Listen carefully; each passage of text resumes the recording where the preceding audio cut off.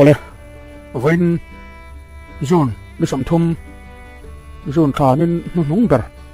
pathian ni ania chun lama te pathian biak in lama in kal vek tura ka nga ya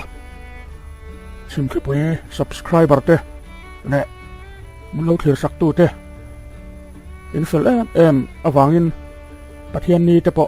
in mang tha ani ti ka thia kalom em ani tun tuma hian thil tha em midang te po in en ton ve selat ti khopa ngai tu na kalo sen ve na long kai khopuya veng then khat operak so nei tu ten an venga mi thi an oma piang in a hla emo an nai emo mi the voina a than mol lama kal du apiang te a thon ka an khuai thin hi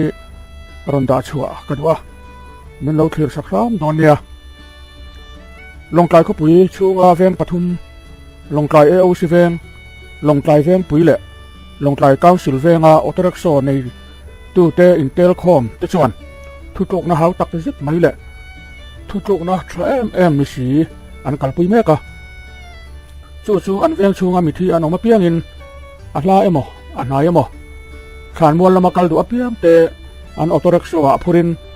khan mol atangin an le pui le khap mai hi aro pui ka ti tak zet ani veng thong sanga hian khan mol hi mani veng pual hian kan nei vek maya veng then khat khan mol chu hla taka om ani lain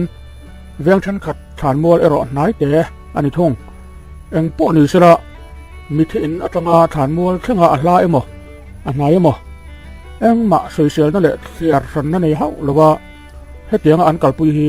mi zo tom ngai na dik tak an tar chuak ka ti lo thei lo ne mi the na kal hi ka ring ngai pei mo na kan mi riat chian te le chung khat leina kan thian tha te emo an ni thar lo poin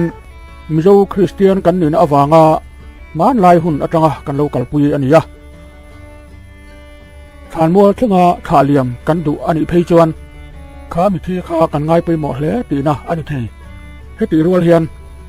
chung ko tam tak din hun ai nang lo thei hle mi then khat lir thei osam taka an kal mai thei lain then khat chu ngai pei mo lo wang ni hau lovin lir thei a om mu mal lo awanga khan mol lama kal talo anom nual thin bok ani tu na ro chuan heng long kai ko puya veng pathuma ero hi chuan otorak so nei tu te awang liawin khan mol kal du apiang te tan kong aina hong ta huaw mai ani ber mai hi mo heti na hian veng pathuma hian eng zat theu nge otorak so om ka the hau lo maya ma sira tlang puin oto hi som chuang dang vek aumin ka ria heng oto in aphur thei za thi alo bera mi so matanga som thum chu an ni sim don ani hetiang thil tha hi kanin ti mu chho zel karinga tuna la kalpui ve lo veng zong te po hian kalpui vek thei sila veng chung advati moi don em thil tha hi chu in enton re hau lo te ang u ti luina le phut lui ngai hau lowa ana chang ria heng veng pathuma otorik so nei tu te hi salut sang ber ka hlana an petrol hek tur lam ngai tu hau lowa mamo tu te mamo na ti pui kin sak an du na sim hi kan chuangin fak an phu hlia he an thil kalpui me khi chun som zel turin du sak na sang ber ka han mol bokani